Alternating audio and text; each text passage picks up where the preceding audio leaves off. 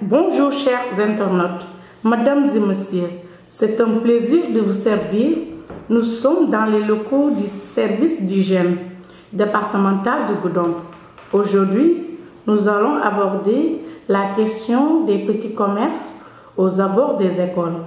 Pour en parler, nous recevons l'adjudant Gorgui Sène. Il est le chef de brigade d'hygiène de Goudomp. Merci monsieur d'avoir répondu à notre invitation.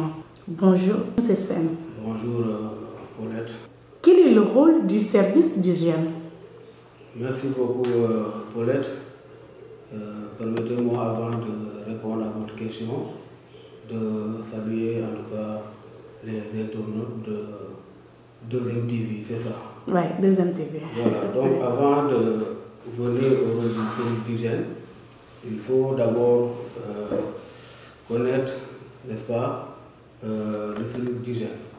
Le service national de l'hygiène est une entité juridique autonome, n'est-ce pas, dédiée au ministère de la Santé, assurant l'essentiel des missions de prévention primaire et de prévention secondaire. Le statut du service national de l'hygiène est tiré du droit spécial de la fonction publique. Ce statut est fixé par la loi 81/12 du 4 mars 1981. C'est ce qui lui confère son statut de paramilitaire. Donc c'est un corps paramilitaire, mais un corps qui est logé dans, n'est-ce pas, le ministère de la Santé. Pourquoi le statut est spécial? Parce que nous sommes les seuls agents de la santé qui portent la tenue. Mission du service national de l'hygiène, parce que je pense que aussi c'est important de savoir la mission. Donc au regard de la disposition de l'article 1er de la loi 81/12 du 4 mars 1981, le personnel du service national de l'hygiène est chargé d'assurer l'éducation des populations en matière d'hygiène et de salubrité publique. Donc également, les chargés du respect et l'exécution de la législation, c'est-à-dire le code de l'hygiène, de la réglementation en matière d'hygiène dans les agglomérations urbaines et en zone rurale. Mais également la recherche et la constatation des infractions en matière d'hygiène. Mais également la surveillance aux frontières et le contrôle de la circulation des personnes en matière d'hygiène sanitaire. Mais entre autres dans les missions, l'assistance aux autorités dans le domaine de l'hygiène et de salubrité publique. Donc on doit collaborer avec les autorités, qu'ils soient administratives ou locales, dans le domaine de la salubrité et de l'hygiène. Mais également la lutte contre les épidémies. Vous voyez le service d'hygiène lors, n'est-ce pas, les épidémies passées, le virus à Ebola. Vous avez vu, n'est-ce pas, le service d'hygiène a été très actif pour lutter, n'est-ce pas, cette épidémie. Et le but de cette mission, en tout cas, est de sauvegarder la salubrité publique, d'assurer la sécurité sanitaire des aliments, d'abord, de l'eau, de l'environnement et de l'homme.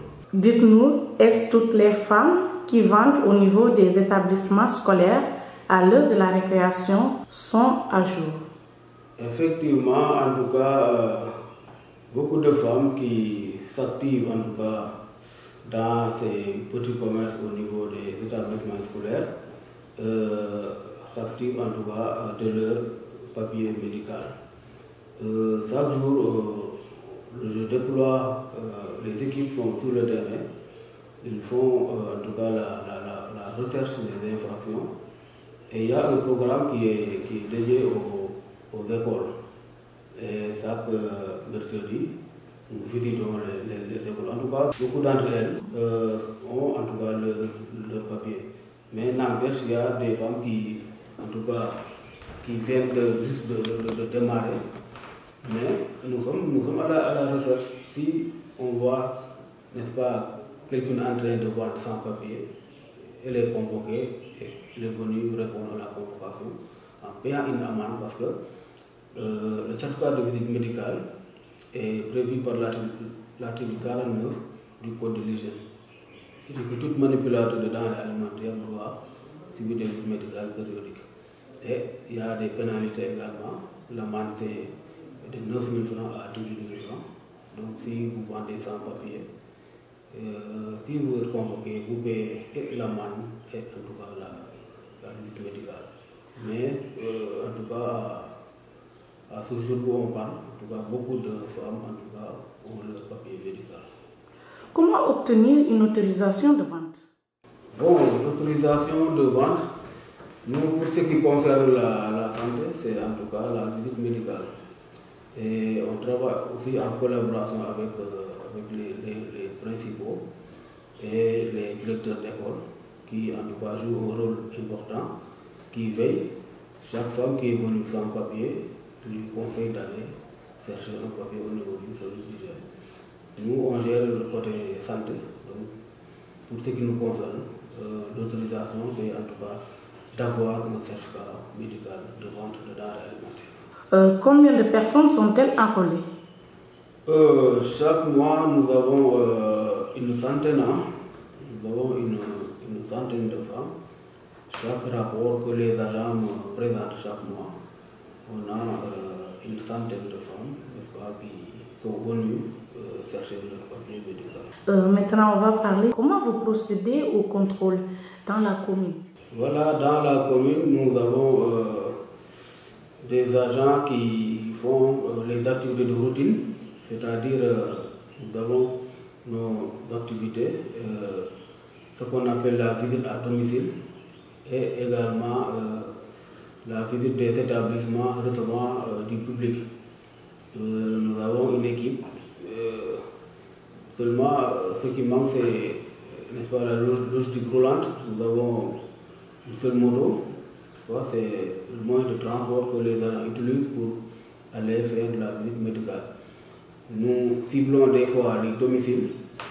Les agents rentrent dans les domiciles pour voir les problèmes d'hygiène, les problèmes peut-être que les populations rencontrent en matière d'assainissement. Essayer de sensibiliser, mais également des fois de sanctionner. Au niveau des établissements recevant du public également, les boutiques, les marchés, les restaurants, les agents y vont voir, n'est-ce pas, le problème d'hygiène. Et des fois, on convoque, n'est-ce pas, ces gens-là. Il y a des gens qui vendent des produits périmés et ces gens-là sont sanctionnés par la loi, par le code de l'hygiène. Le département de Goudomp étant très vaste, comment faites-vous pour réussir le contrôle dans les autres communes? C'est vrai, c'est très difficile, étant donné que le personnel n'est pas suffisant, mais également il y a un manque de logistique roulante. Mais malgré tout ça, on y va. Des fois, on programme de sortir. On emprunte un véhicule au niveau du centre de santé ou bien au service de l'agriculture. Ils collaborent bien avec nous et on sort. On va après à Djibana, à Diatakunda. On fait le contrôle des établissements recevant du public et des domiciles également. Et au retour, nous convoquons. Ces contrevenants-là viennent répondre et ensuite on les sensibilise. S'il y a lieu de sanctionner, on sanctionne. Donc c'est comme ça qu'on fonctionne. À Goudomp, on constate qu'il y a beaucoup d'ânes et de chiens errants. Quelles sont les mesures prises par votre service pour venir à bout de ce problème? S'agissant des chiens errants, là je pense que ce n'est pas seulement du ressort du service national de l'hygiène. C'est en tout cas une activité multisectorielle. Le service national de l'hygiène, en collaboration avec le service de l'élevage. Mais c'est avec l'ordre des autorités. C'est les autorités qui donnent l'ordre en tout cas d'essayer d'éradiquer le phénomène des chiens errants. Donc en collaboration avec le service de l'élevage, on programme une activité et on va essayer de tuer les chiens là. Mais c'est toujours avec l'ordre des autorités. On ne peut pas se lever un bonjour dire qu'on va détruire les chiens. On attend peut-être de recevoir l'ordre des autorités administratives et des autorités municipales. En ce moment, on va voir avec le service de l'élevage pour essayer d'organiser ensemble une opération pour essayer en tout cas d'éliminer les chiens errants dans la commune. Quels sont les types de campagnes que vous avez organisées ici? Les types de campagnes, il y a les campagnes de désinfection, les campagnes de désinsectisation, mais les campagnes de saupoudrage. Mais vous savez que ces campagnes aussi demandent beaucoup de moyens. Et par là, vraiment, nous lançons un appel à la mairie, parce que la santé aussi étant une compétence transférée. Et en tout cas, nous attendons l'appui de la mairie. En ce moment, on pourra peut-être organiser des campagnes de saupoudrage, parce qu'on a constaté que dans la commune, il y a beaucoup de moustiques. Et ça fait partie aussi de la lutte contre le paludisme. Donc, en tout cas, ces campagnes-là sont prévues en début d'année et en fin de l'année. Et là, on lance un appel en tout cas, à la municipalité pour qu'ils viennent nous appuyer pour que, n'est-ce pas, ces événements-là puissent réussir. Les commerçants du marché central se plaignent souvent de leur cohabitation avec les odeurs. Quels sont vos rapports avec la municipalité? Lorsque je venais d'arriver, je suis allé voir les autorités locales, leur expliquer est-ce qu'il y a un système qui est mis en place, un système de ramassage, un système de collecte et un système de traitement.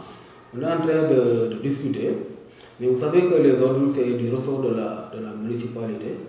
C'est la municipalité qui doit prendre en charge cette question-là.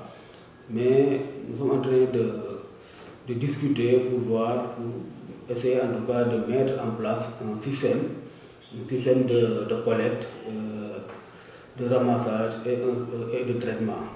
Donc je pense que d'ici peut-être la fin du premier trimestre, nous allons essayer ensemble de trouver une solution pour que en tout cas la mairie puisse prendre en charge, n'est-ce pas, cette question des ordures. Demander à la population peut-être de patienter, peut-être d'ici quelques temps, ça sera peut-être réglé, Inch'Allah, avec la mairie.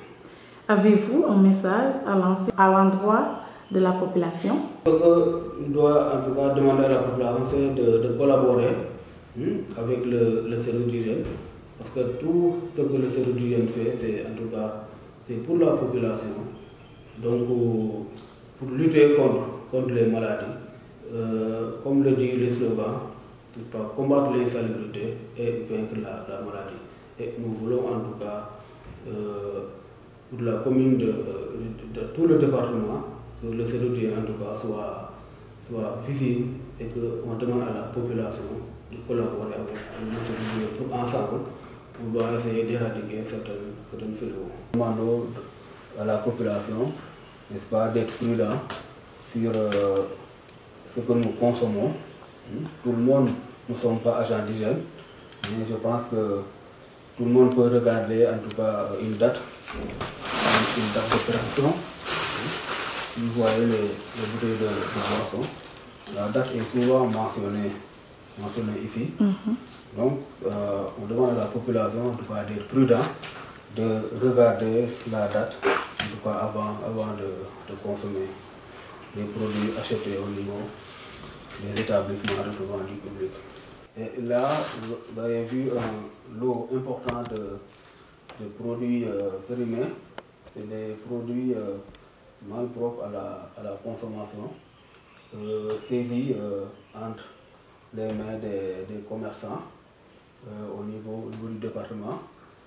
Vous voyez, c'est un lot important composé de divers articles. Vous voyez, ça c'est des bonbons. Vous avez vu les boissons. Donc je sais que peut-être bientôt nous allons procéder à la destruction et je pense que vous serez invités. Voilà, donc le lot est là.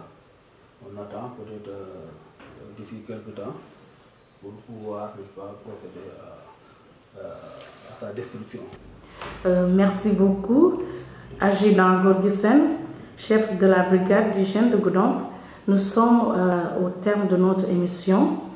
Nous vous remercions, Adjudant Sène. Merci beaucoup. Nous sommes très contents en tout cas. Vous nous avez permis en tout cas de discuter avec la population. En tout cas, c'est un plaisir et merci beaucoup. Merci beaucoup à vous qui nous suivez. Continuez à vous abonner sur la 2M TV en touchant la cloche de notification. Aimez et partagez pour plus d'informations. À bientôt. D'ici là, portez-vous bien.